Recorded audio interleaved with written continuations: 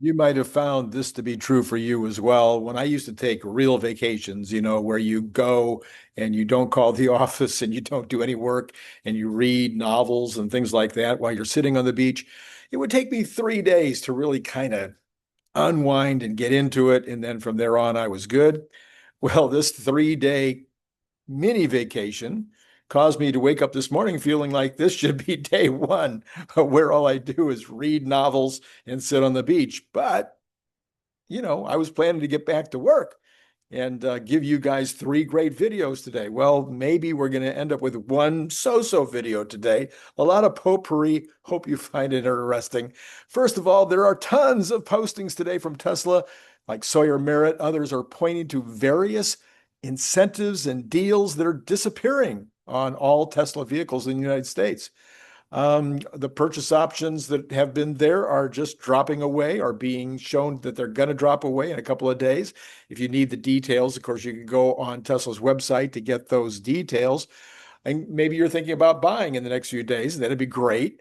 But of course, we got September 30th looming large in the United States when the $7,500 incentive goes away.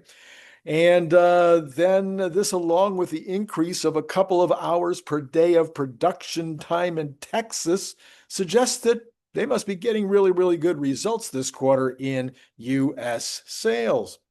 Troy Teslike, just this morning, I took a look at what he's saying, and he says that he's increasing his numbers for China estimates. He's done that a couple of times in the last couple of weeks. So China appears to be in good shape also this quarter.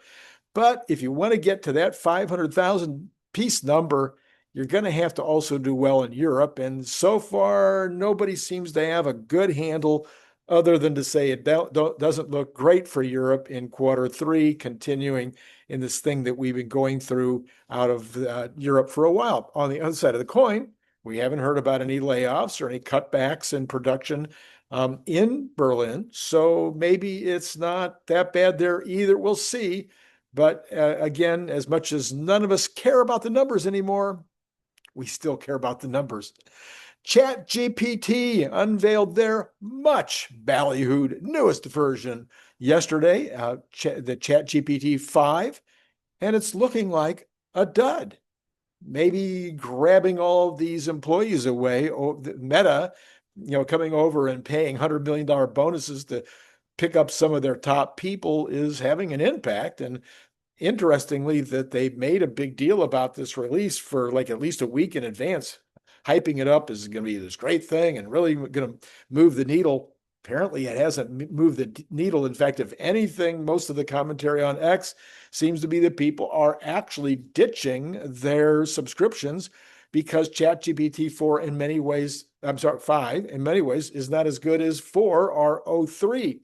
And those have been done away with. I guess you can't even access them at this point. I don't know that for sure, but that appeared to be what was being talked about as one of the frustrations is that, for instance, they're saying that ChatGPT 5 seems very corporate and stuffy and kind of businesslike. And a lot of people say, hey, that's where I get all of my, I go there for my grieving and for my, relationship problems and et cetera, which used to be kind of friendly and fun and seemed really nice, but now not so much. So anyway, that's what's happening. But let's get some more data. Grok says, this is what Grok says about it. It says early user feedback notes it's more refinement than revolution. Useful tweaks like the iPhone upgrades are okay, but it comes with quirks like occasional spelling or geography errors.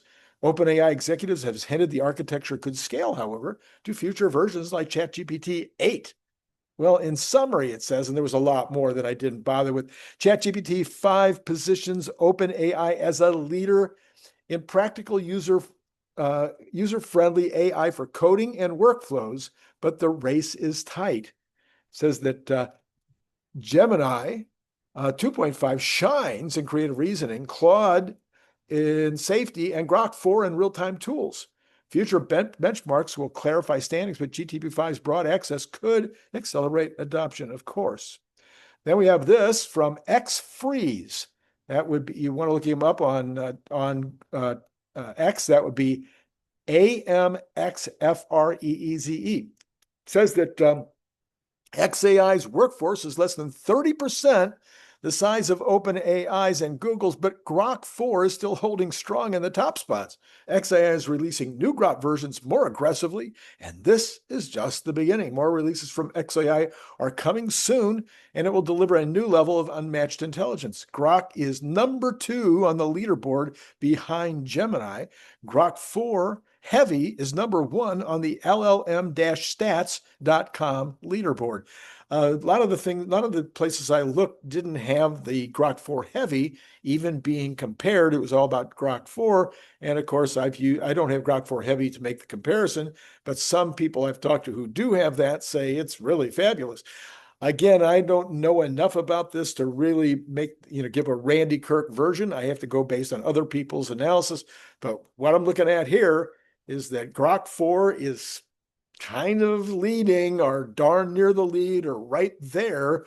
And Grok 5 is not only is Grok 5 right around the corner, but what's happening is the updates are being released immediately. So, getting a Grok 5 update would be kind of like getting a FSD update that included a bunch of different updates in the middle, which we don't get that on the car, but that seems to be what's happening with Grok. Mario Knopfel says that the Irish loneliness crisis has bot boyfriends. And we're hearing about this in the United States too, not just in Ireland. It says 13% of Irish men and 7% of women had a romantic relationship with an AI chatbot in the past year, to the point that I just made a minute ago. That is 370,000 people literally dating their phone. Mental health pros say bots cannot replace the depth, the nuance, and the mutual support. But apparently they do reply faster than your crush. Get back to you quicker and more directly. This is the source on that is Turn2, the number 2, Turn to Me.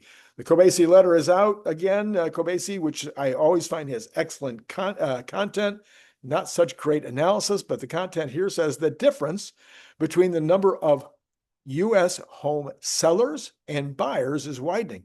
The number of home sellers has now reached 1.9 million, nearly the highest since March of 2020. And at the same time, the number of home sellers fell to 1.4 million, the lowest since April of 2020, March and April 2020. So at that point, you had a broadening, and this is before all of the mess that happened over the next few years.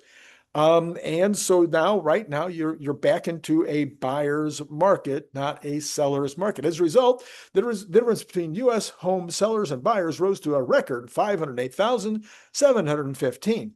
In other words, there's now 36% more sellers than buyers. I don't know why the percentage makes any difference compared to just the raw number, compared to just the idea that it has switched. But anyway, that is what he's telling us.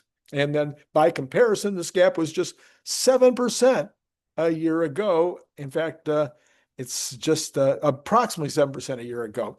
And when it was clearly a seller's market. So what his conclusion is, home price cuts are likely coming next. Well, the home price cuts are already happening. People are not getting what they thought would be their next level up.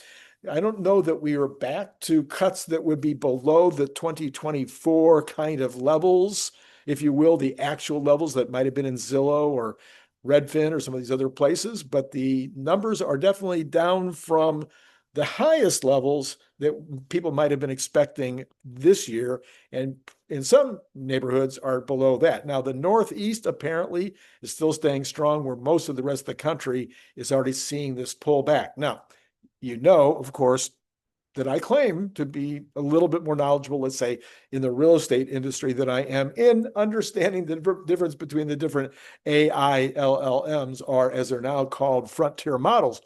And so in real estate, what you could be seeing, as with any, you could talk about any asset, what you could be seeing is there's a little bit of softness. The little bit of softness causes some people to start lowering their price. And then the next door neighbor who didn't lower their price is like, oh my gosh, I'm not going to sell my house. So they lower the price. And then other people see that everybody's lowering their price. The real estate agent says, hey, you better lower your price. You know how it works. So we could end up, unless the mortgages come down, which they did, about 25 basis points. Unless the mortgages, I would say, get down to closer to 6 or maybe drop into the 5s, we could see this start to snowball a little bit, and we might see, 10, 15, even 20% pullback on the prices. Now, I think because there is not any more inventory, that it's probably not going to drop back more than that. Although, as I've repeatedly said over and over and over, I didn't have to say both of those, huh? As I've been saying repeatedly, there is not as many buyers, partially because of ex-migration, people going back to Mexico and nobody coming in, and not just Mexico, other countries as well. And that therefore, you're going to see a very small increase in the population in the United States in 2025, if any. I think I saw somebody saying that there would be a small increase in the population this year. 2026, it might be a reversal, it might be negative in 2026. So what is the impact of that? Overall, I'm going to say that the shortage of available good homes, if you will, well-placed, the homes that everybody wants, the lack of rentals in some territories will mean that it won't be a crash. We won't drop back like 50% or 60% like we did in a couple of the different crashes of the last 50, 60 years. But we could drop, I think there's a real chance that we might drop back 15 to 20% from the highs. Now, does that impact anything, any of your plans, any of your ways of thinking? Maybe you're in the process of selling, or you're in the process of thinking about buying. Maybe you're in the process of one of your kids is, or one of your friends. Here's the kind of the deal that my real estate friend who just passed away used to tell me all the time. He says, you know what?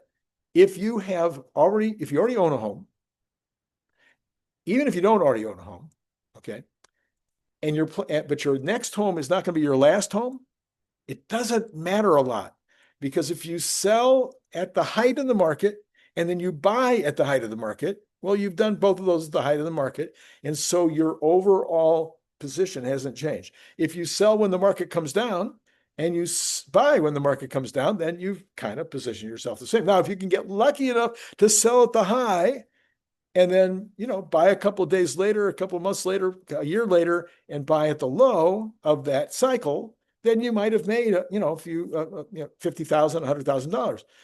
But that's very, very risky. I would say it's even more risky than when you do it in the stock market.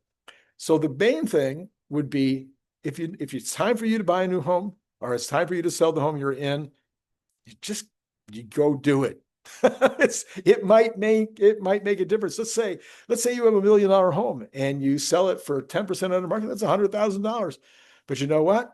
It is with all things. It's with all assets. If you sell it for $100,000 less than you thought you were going to get, all you're doing is getting $100,000 less than what the max possible amount was. That was all on paper. You didn't have that other $100,000 ever anyway. So you're just selling out. You're still probably making a very nice profit.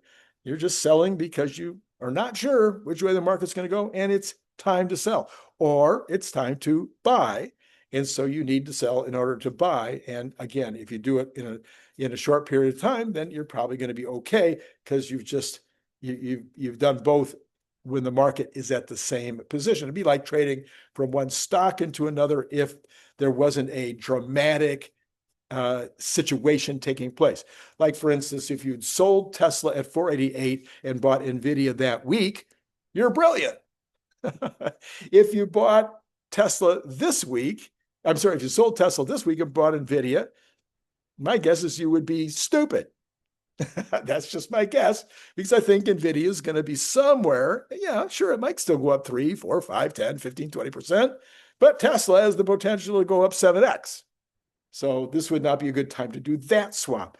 But let's say that you had some, let's take something I think is kind of neutral, even Costco, which is a great stock, and you sold some Costco and you bought some American Airlines or something. I don't think it would make much difference. Because they're both going to be kind of in the same place relative to where the macro is. That would be an easier way of saying what I just said. All right, so what else is there for me to say today? That's really kind of all of it. And I plan to be back from vacation tomorrow with 3 amazingly, incredibly useful and helpful shows tomorrow. Please hit the like button, the subscribe button. Please join Patreon. Please join YouTube, do both, do one or the other, do neither. But I do appreciate all of you just showing up from time to time and being part of this fun channel. That's been great. I really enjoyed building it, really enjoyed doing it. And to me, it's never a work. It's always fun. It's been great talking.